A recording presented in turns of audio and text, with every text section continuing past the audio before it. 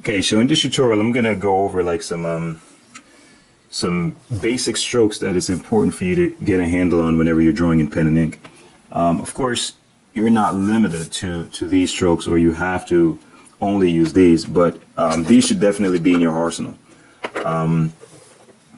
because you'll find that you'd use them over and over and over again. So the more you practice them, the better. And as I say, practice makes perfect, but you should practice the right things, you know.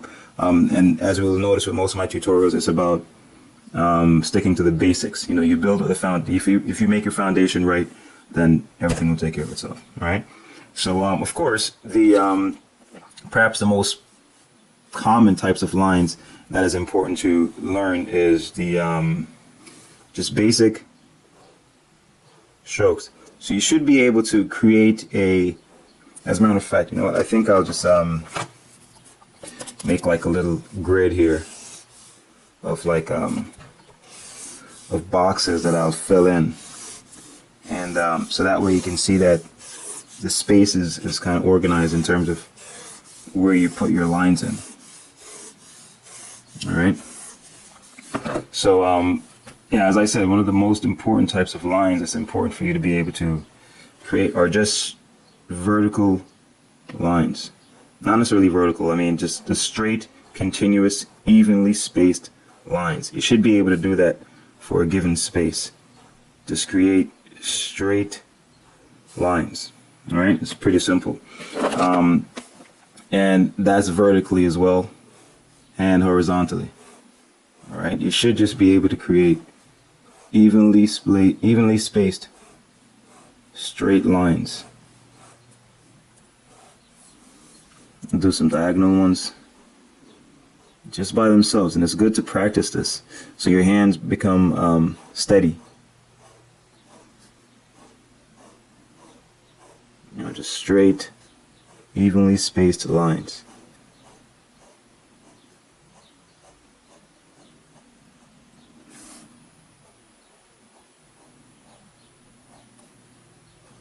I'm using a 0.1.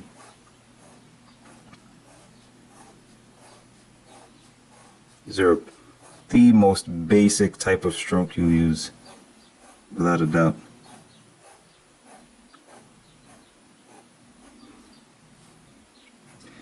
Now, right after this, I think the next most popular types of lines you'll use are, and these are called hatched lines, right? Or the next type of lines you use are cross-hatched lines, all right? Now, or clusters of short lines. So now it's almost like the same lines but shorter. So now you have, they look like pretty much like this. All right, they're arranged in little clusters, little small groups. And notice, if one thing that you'll notice is that I'm being consistent. You know, I'm not doing something like maybe, you know what, maybe one day I'll do another tutorial on some do's and don'ts, so you see things that you should avoid.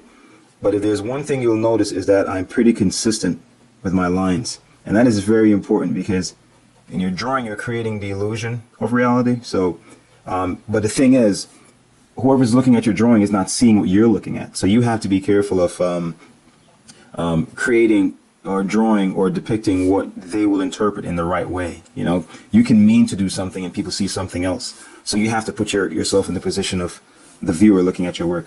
Now, see, I've made the clusters of lines here, and they're all pretty much vertical. Now, you can also mismatch these. So, for example, you can have them being perpendicular to each other. Now you have perpendicular clusters of lines.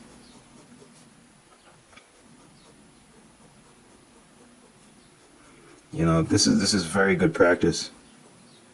Very good practice. See, I'm having perpendicular clusters here.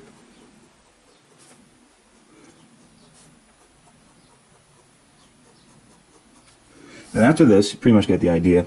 You can also stagger them. So you can have these clusters, and I'm going to stagger them. So here they're, you know, aligned. Here they're perpendicular. Now I'm going to stagger them.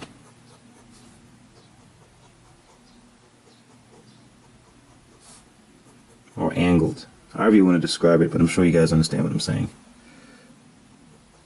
And that's the key idea. So notice there are no continuous. They're always being disrupted by another group of lines. Every group is being disrupted by another group, and that's the idea. There's no necessarily a set pattern. It's just you just keep going like this, and you can see the variety of uses. You can, there are infinite ways you can apply these lines. All right. So I think the other, of course, naturally after this, another important groups of lines you have are crosshatch lines. These are very, very, very important. I think I use these more than any other groups of lines in my drawings. So now you have essentially crosshatch lines are just lines. You have, okay, these are the groups that you crosshatch. You have the vertical, you have the horizontal, 4 groups. There's a diagonal from, consider it right to left, upper right to lower left, or the other group is the other diagonal, which is from upper left to lower right, or lower right to, however you want to look at it, but diagonal in the opposite direction. So these are pretty much the 4 groups of lines that you crosshatch. Now you can crosshatch them in pretty much a variety of ways. So you can crosshatch them. One way is you have the vertical against say horizontal. You can have the vertical against this diagonal. You can have the vertical against the other diagonal. All right? You can have diagonal against diagonal. You can have the horizontal against the diagonal, one diagonal, and then you have the horizontal against the next diagonal. All right? So that's another, those are the 6 main types, ways if you can crosshatch these straight lines. Now, of course, you can also combine these in different ways, or you can layer them in different ways. You can, for example, the vertical and a diagonal and another diagonal over that, and that can be enough. Or you can, you can combine them however you want. And as I had mentioned in another tutorial, that you'll choose that based on whatever you're drawing, and listen to the form. And I mean that figuratively, you listen to the form that you're drawing. So in a sense, you use whatever you think is best to describe that texture or that form that you're drawing or trying to depict. All right. Another groups of lines you can use are flowing lines, all right, or curving lines, and these can be short like so. This is generally called the line of beauty. So it's basically a concave and a convex. Convex, concave, however you want to look at it, depending on the perspective, right? And that's essentially it. You should be able to repeat these lines over and over again. You look at a lot of drawings, and these lines are very, very effective, especially where they're very useful, especially where forms combine, where you have one form that's convex meeting another form that's convex as well, but there's a little, indentation in between. All right, so they're very useful. For example, if you continue this, you'll see a wave-like motion. So you can use this for hair. You can use this for, a variety of different purposes. Right now, they just look like, waves.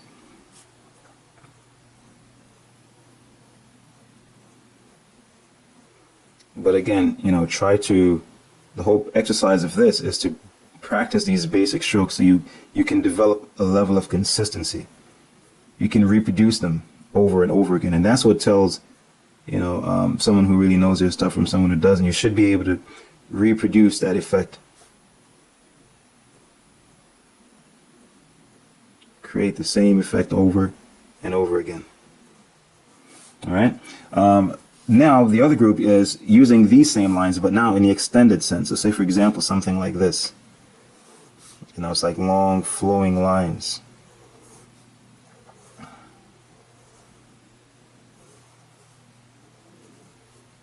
These are very useful as well. So you get the sense that they're long and flowing. And generally, sometimes, until you become comfortable, it may be best that you draw these lines in pencil and then, go over it with pen. Don't feel as if you're, like you're some inferior artist if you feel the need to do it in pencil first. There's no such thing. If you look at the works of some of the greatest draftsmen, they all used sketches before and then go over. There's nothing wrong with that, When it's all said and done, people appreciate the product and not whether you actually did it with sketches or not. But for your own benefit, it's good that you practice refining your judgment by doing it with pen. All right. So basically, it's just the curved lines taken to another extent. All right. So first we have the long lines. We have these clusters. We have the crossed hatch. We have the short curved lines. We have the long curved lines. Of course, you have you have stipples. I'll use a larger pen for that, so you can actually see the marks. So this is a 1, and stipples are very, very important, very useful. So these lines are all, but as I said, it's just good to have variation. All right, I'll do another tutorial on value scales so you learn how to blend these values. But at this point, I'm just concerned with you learning, the basic strokes and practicing them. This may not even be a stroke per se, but stipples are very, very useful.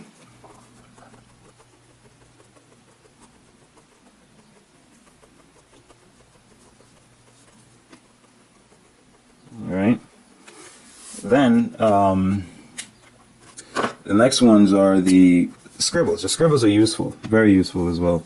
And it's just random scribbles, pretty much like what little kids do. These are very, very useful as well. It can be used for hair. It can be used for shrubs and foliage. It can be used for drawing trees and plants. It can be used for a variety of textures. It's the uses are just just random scribbles. All right. So let the pen just guide you. Next, see what else I haven't thought about. You can use, you can use repeating patterns. So for example, you could repeat a pattern like so, and it's also good that you should practice. So now I'm just repeating these little small circles.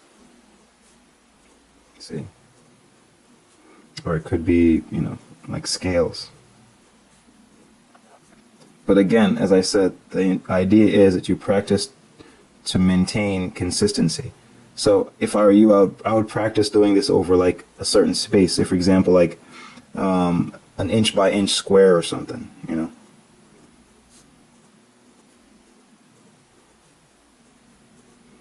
Now, just like you have the clusters here of straight lines, you can have clusters of curved lines. So for example, like so. And you can repeat the same process with the as you have the clusters of short lines. So these are just little curves, and you can make them zigzags.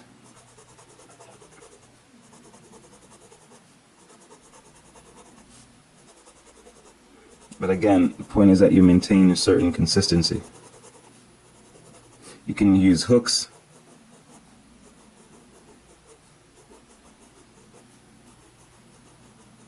And this is just learning the basics. From here, it's just a matter of using your creativity to apply it how you wish, where you wish, doing whatever you want. All right. I think those are pretty much like some of the major strokes you'll use. See, this is like a combination of the scribbles and the flowing lines. It's like you have a sense of randomness, but it's really not. It's really kind of consistent in a sense. It feels random, but it's really not. I'm really repeating a certain pattern here. All right. Now, the next thing is learning to vary. All right. So you're basically creating variations of these, and you can vary them in a number of ways. You can vary them in terms of size. All right. So for example, you can have small lines against little ones.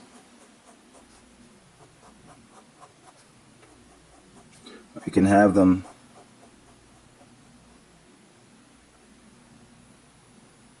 See?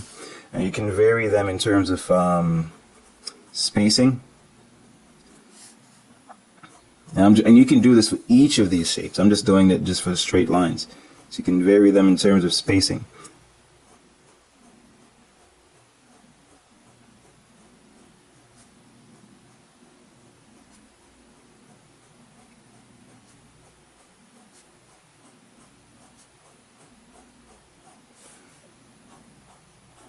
Alright, you can vary them in terms of layers.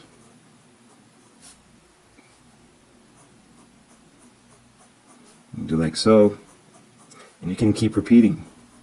That also creates a certain effect, and actually I'll show you that.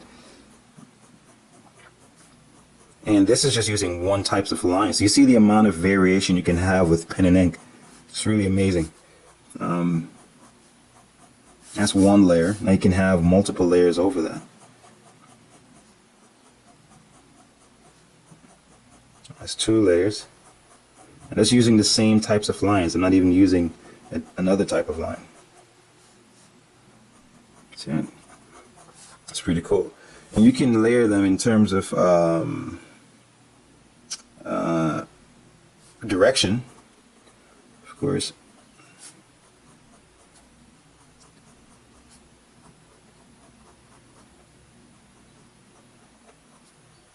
But notice I'm keeping everything else consistent. See, I'm changing one variable at a time.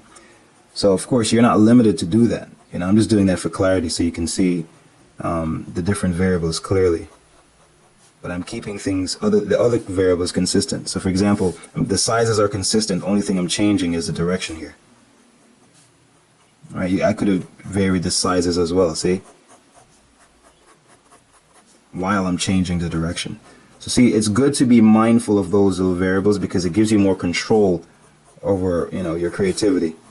And, you know, so you know you're doing things deliberately and not just by chance. All right. Of course, you can also use thickness. All right. So for example, this is a point 0.1. This is a 0.8. All right. Here's a Copic. This is like a marker. And a 0.005, right? So I'm going to vary the thickness here. So you have very thin lines. And it will get a little thicker with the 1. See that? And then it gets even thicker with this one. You could even take it further.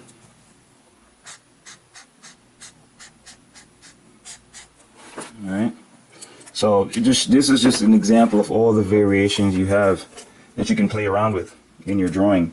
You can really come up with some brilliant ideas. Yeah, so hope that was helpful.